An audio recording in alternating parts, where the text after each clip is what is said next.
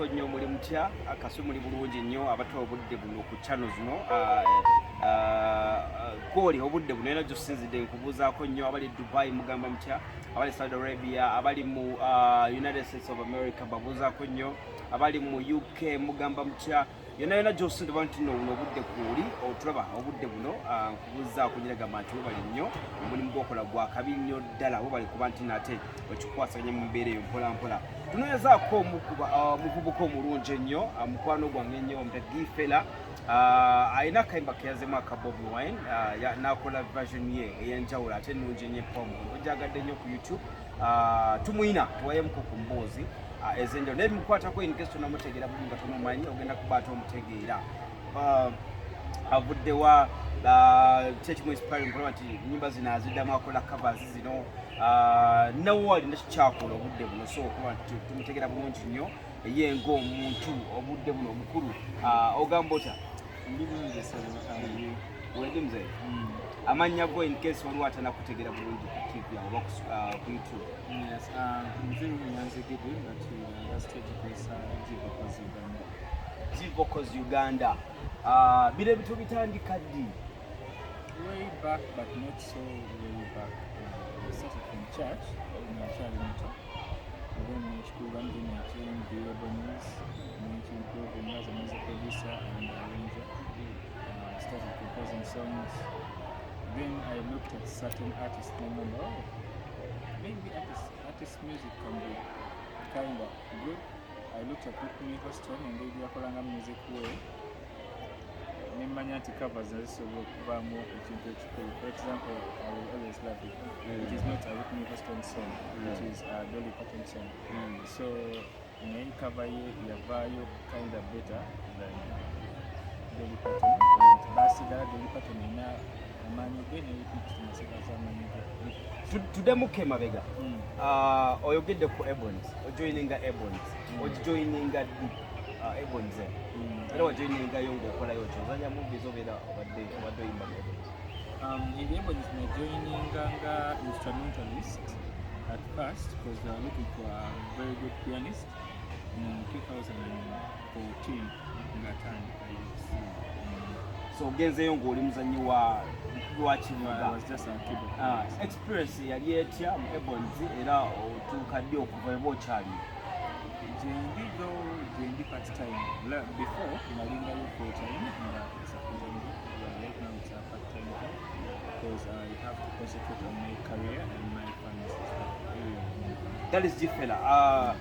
Tuddemuko emabega obulamu bwo ng'omuntu nga tunajjaawo oli buno obudde nti music gw'okulwa covers ono kubaza okola ennyimba nyingi olwema n'amakola namulabako ng'omukozi ababituusi bangi boza okola covers zaabwe. Tuddemuko emabega obulamu bwo ng'omuntu gifera kuba manyi osomye olina wobadde kutandikirawo gifera bamuzaala luddawa then mugire ne ku misomo gyong'omuntu? Personally, give vocals bamuzaala Kayunga Musajja Muganda and I have a diploma in performing arts, also major in degree as well as a certificate in information technology, website design. Kati owunzikutula nti website designing ono omuleka ate nodda mu bintu bino by'olimu? Lwansonga ndaba bino bifuna nnyo okusinga biri Okay, kati awo tujje ku mulamwa gifera ng'otandika ddi nti kati nze gifera ngenda kuba nkola covers besides okugamba nti because I know nakayimba kemanyi kewakola ng'omuntu every song there are like 2 songs you did.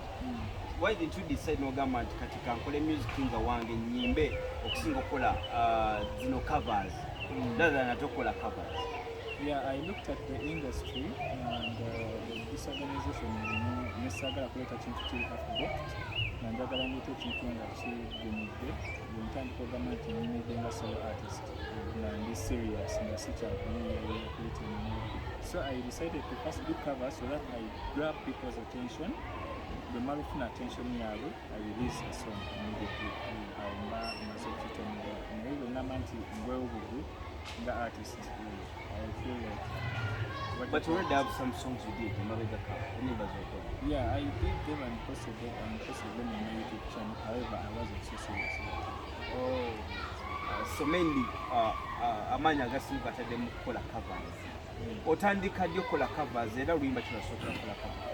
sijjukira oluyimba lwe nasookerako but kye nzijjukira nti nazitandika mu covid nga batusibye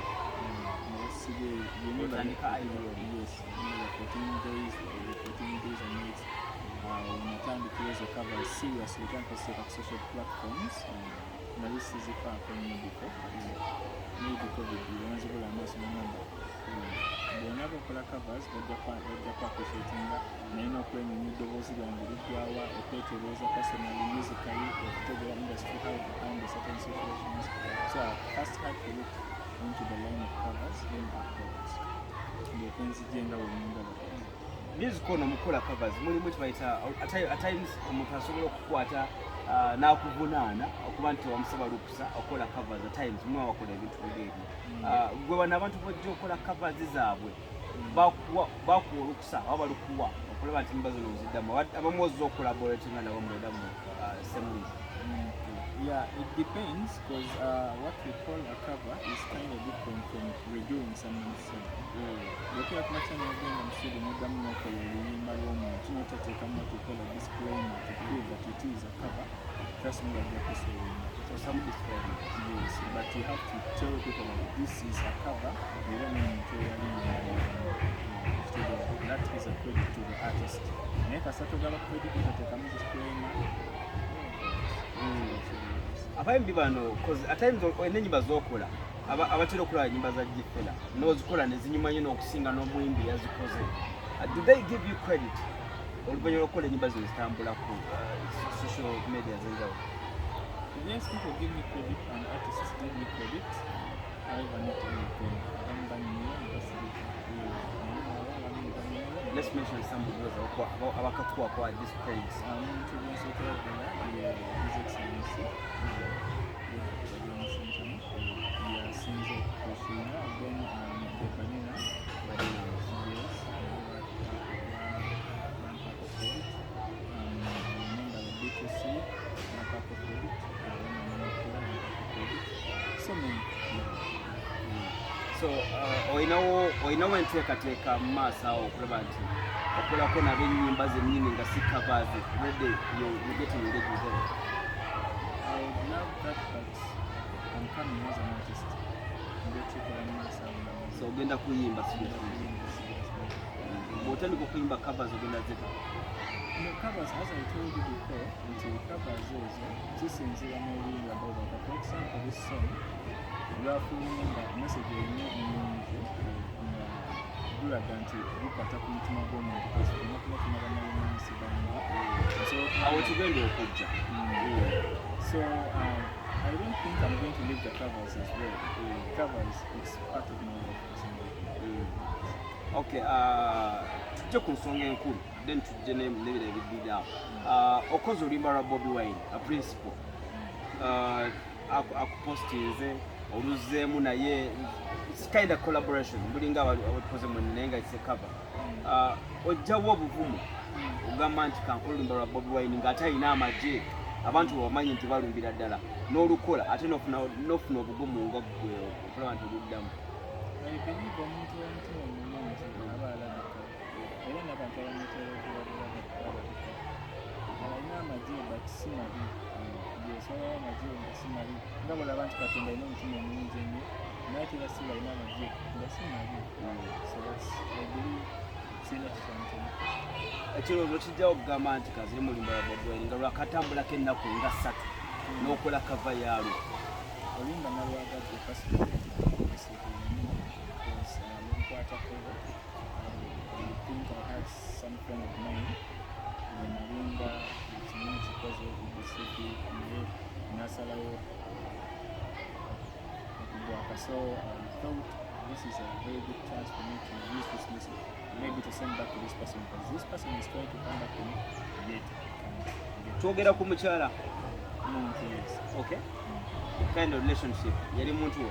No, she was just a friend of mine ngabula abantu we have so many friends n'abantu then ye n'omutwala nti maybe she is your best friend omanyi nti kino baba mukusiba omuyamba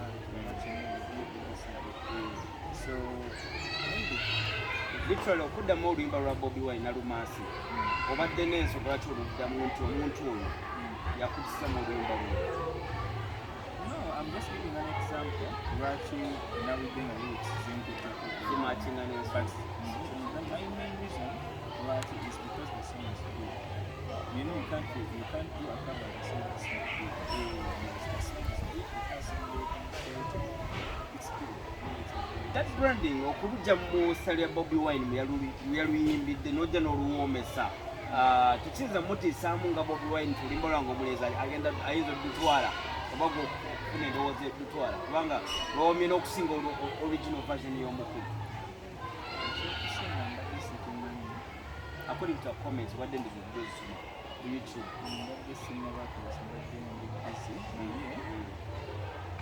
I believe he did some good work. He's good. Lyrically is good. Vocally is good. Creatively is good. So I tugenda kuta ezimu comments eziri ku YouTube abamu ku bantu badde bagibawo credit kuluyimba oluwazeemu naye before that ani akuinspiringa in industry ya Uganda oba international market? Who inspires you to do the music you're doing oba covers okola oba okuyimba ku nyimba? I have so many people who inspire me, not one. I can mention a few. Whitney Houston, Michael Jackson, Rihanna.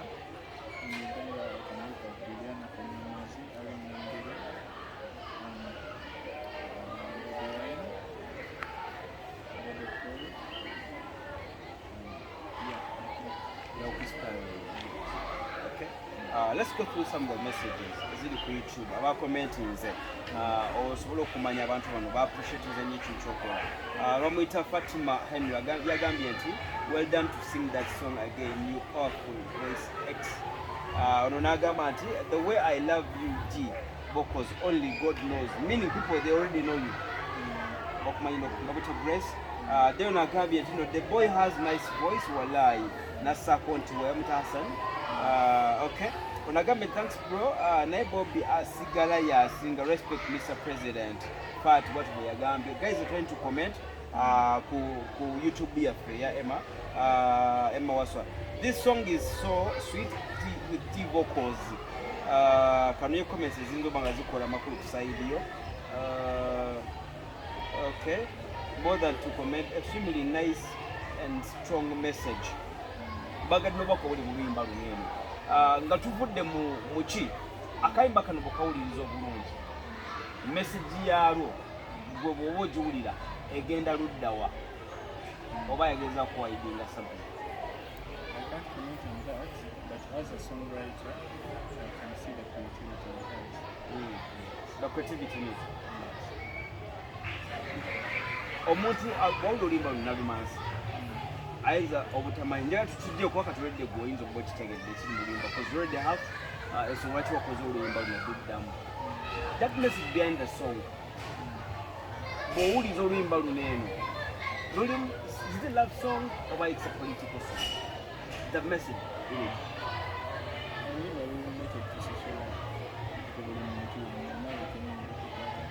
So it's not political, it's not love, it's just a general song.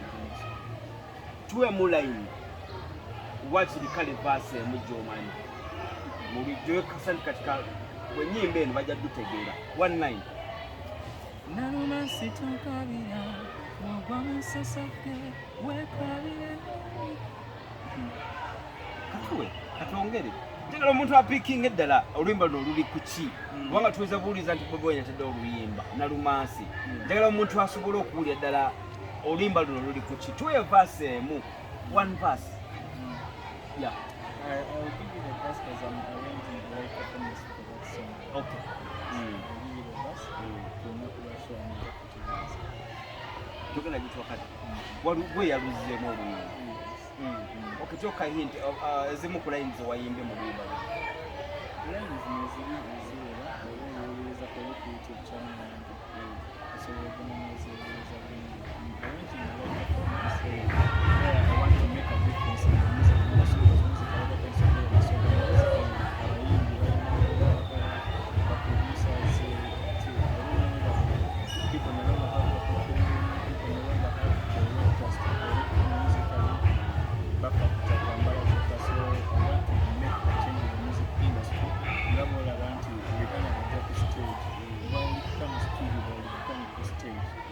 into a mental that you feel like this really the person. So know your show, know the background here, know how you're going to perform that song very well. Sagala kubasubira ko kinene kyekibulamu mu bantu bano bwogamba nti ababadde bonoonye music tebunoonye bambi no everyone is creative but nga bwe ngambe they might not have people to help them. Nange kenyini I might be creative naye nga nange singa mba nfuna omuntu anyambako nimwongerako mba nsinga kuyamba. Okay. Ku kintu ky'olina oba talenti gy'olina nga Gifela industry eno owuliro oyagala gigattako ki weri oyagala gigattako ki wolaba nti wakyaliwo eddibu njagala ngattawo kyagala okugattawo? Njagala kugattawo music alikulimu njagala mugattawo music alikulimu. Okay, let's go back. Are you in any management while we're driving away? Because you say ogambe oyagala kutandika kuyimba omaaso awo olina management ekuyambako okukola bino ebintu byokola oba okyali wekka ng'omu? Okay, twogere ku kyo gyagala okuteekateeka. We are told you're planning to have a show in Dubai.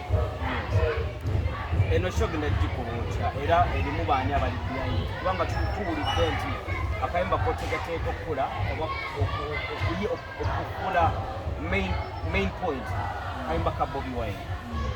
Why this song?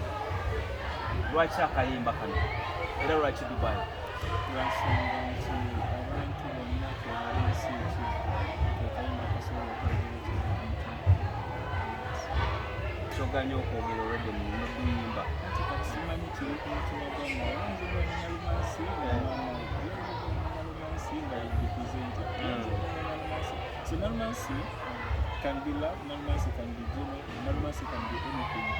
But another day, His Excellency is a very wise and creative person. How did you feel Bobie Wine okuwa credit? Bawulidde otya kubanga ye muntu buli omu gwe yali egombye okumusaako ku page ezize bawulidde tulaba nti Bobie yakutadde ku page ye? I felt so good because it was a big surprise. I was performing somewhere. When is the plan and performing the other kids, so I felt so good and I really appreciate him as well for believing in me and appreciating my talent. Not laganga leader nti abana batatu bakwatako so that was so bangi bakomentinze bagamba nti akayimba kano wakazemu n'okusinga Bobie Wine era bagamba nti tekalibadde original version y'oluyimba luneeno. Bw'osanga Bobie Wine essaawa zino ng'omusanze oyinza mugamba ki? Nsooka kumwebaza kuwandiika mu kuyimba nyimba I don't believe nti olwange lwasinze oluwo lwansonga nyingi so there is nothing like olwange lwasinze oluwo. The vocals and all that. We can't judge people by what we feel. We judge people by what they feel. So what he created, I could not build it if he didn't create it. Never was a doing it, I can't. Me doing that. So we can't judge people by that. It was a very good song. In fact, it is a very good song, and it will always be good.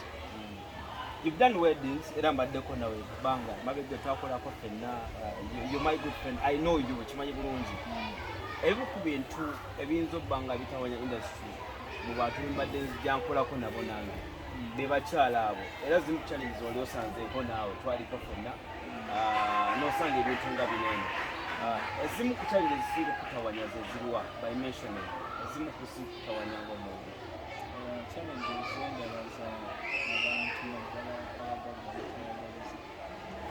you agree into something and then they don't fulfill you need to tackle it not take on the rest and then so maybe that kati omuntu akwetaaga nga Gifela okufuna atya era otera kuyimbirako mu bitundu ki ayinza okwetaaga sobanga kufuna? Yes, my number maybe on my handles or location. Okay, my channels, all my social handles, this Facebook in Uganda. Then location, you can meet me opposite Casino or opposite.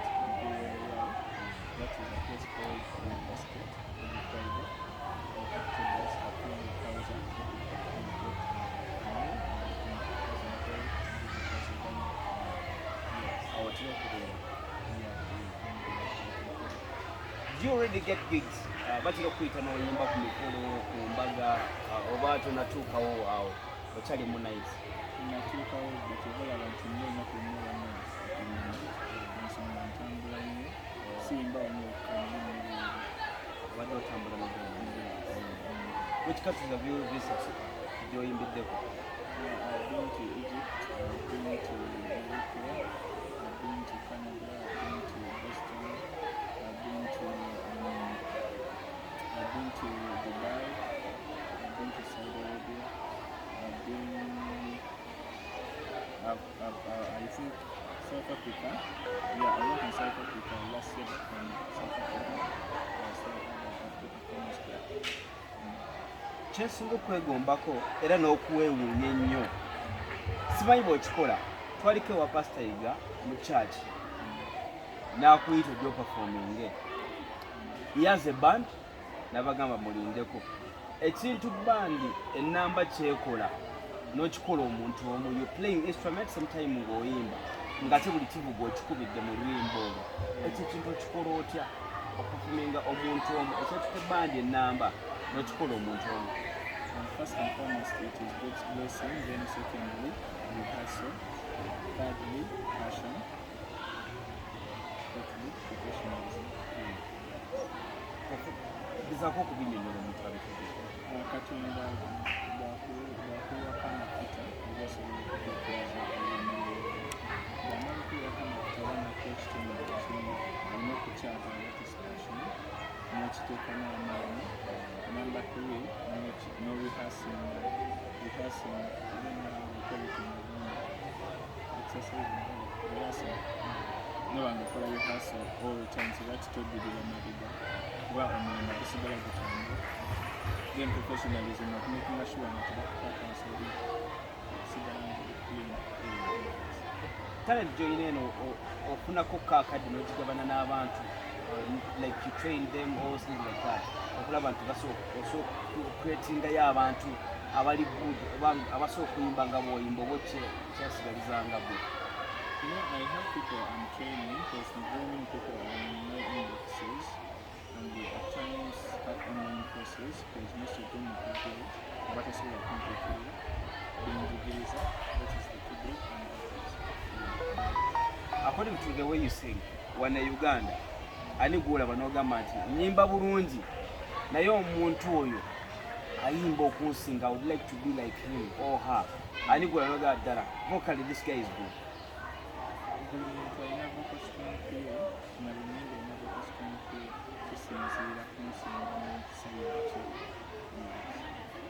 So olina bwolaba n'ogamba nti gundi asobola okuyimba obulungi, bani bwolaba nti ddala kyenkola nkikola naye n'oyo si mubi? Abandi abasinga si babi. For example, kiringa omanyi okuyimba kuli fani naddala muzannyo. Omuntu ayinza okukkira ku matala. Let me give an example. John Black yali nabagamba ayimba oba atya ABCD, you understand? But he was singing very well in his way.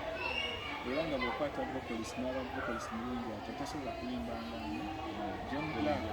Ate bw'aba nga ye ng'ayimbira ndiri ng'omuntu ajja kuba asobola okuyimba bulungi. So buli muntu kati for example Alien Skin right now oli bw'aba takigenderedde ayinza olowooza ddali tayimba but he is singing well. Si buli omu tajjavaayo ayimbenga Alien Skin. Meaning mulungi mu style ye gy'ayimba. Everyone has their class, so you can't compare anyone to anyone. You can only compare yourself with yourself. Olwo omukyala ngambye nti atuweeko sample y'obuyimba, ogenda kumpayo obuyimba busatu. Ogenda kumpa akayimba ka Rema Namakula kona kakolera obulungi. Sample ojja kumpayo lines nga zizo oba verse emu. Ompeyo akayimba aka unknown konna akomanyi, then ompeyo n'akayimba kamu akakadde. Njagala akayimba kani Fred Sebata kona komanya ka Fred Sebata akakadde. Mpe nyimba 3 ozinyembere Rema Namakula. Nakoyo kumira mamusinani, nakoyo kutunuulira abalina basobeza banze basali baabo, nasomosomoka kw'abalema nengobera ku lukalu lwabo kati nange betula mu batukulira njamu nabe babadde basuubiza sinakulu olwolinda bavukamudde mutima kitereke ky'omukwano. Aya ako kakubye kati mpaka imba ka ndoza kankwebuize njagala uyimbe because I'm told I can select any song no kayimba nga wenka kusabye mpaka imba ka Bradina ndi bako yakanyembe mpayo base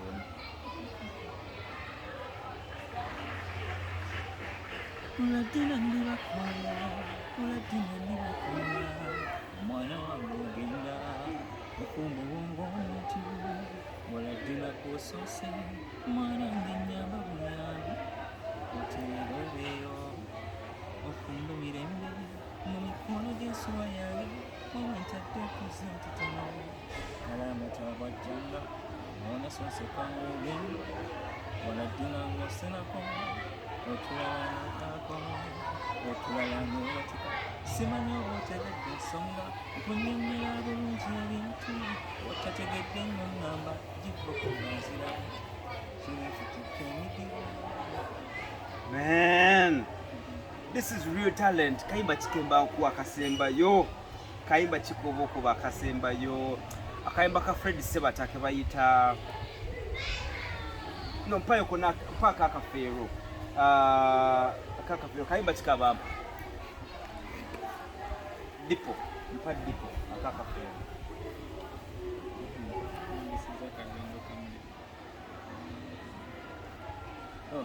Nerero nabuddeyo bukunje gy'emukyanga nzijangula nagitinzize kutubbira njireri fuuka mutima mu baana basobera omukoonyi w'ennigizo n'edduka naziggala amukumpoomera kunyonyoza n'obuli engulala ababutonga nekala bakutte ku ttama olwaba tewalazimba teririza entege anti tunekukira sukuwawano wabanga mugoma kibita talent omuntu ng'asobola okuyimba ng'atali versatile bulungi nnyo ebigambo ebisembayo gifera eri omuntu akulaba munauganda n'omuntu ali ebweru eyo nayo n'akulaba oba oliawo n'akanamba k'essimu sookabawa in case akwetaaze for business asobola okunoonyako. Ebigambo ebisembayo is always lemera ku talent gy'olina making sure that only focused is very diverted. Being a good artist does not mean to remain being a good artist doesn't mean you know being a good artist takes a kubanga never subject to you have to be principled also okuwangala mu bulamu bw'ensi. That is what I can tell you as an artist out there ayagala okubeera omuntu ali popular. Then my phone number is 780-226-299 for both in business. Kale tugenda kujja Dubai anytime agenda kuba babulya sawa yonna agenda kujja Dubai yawo ku nsonga zezimu kayimba akakanalumansi basically nenga butagrow na MC mutano wa Kyabazinga ndine weekly ku camera twesolondoza nako oluddako oba oli yawo ne stories ejja nyingi nnyo subscribe nga like nga comment nga to sharing. See you when you see me.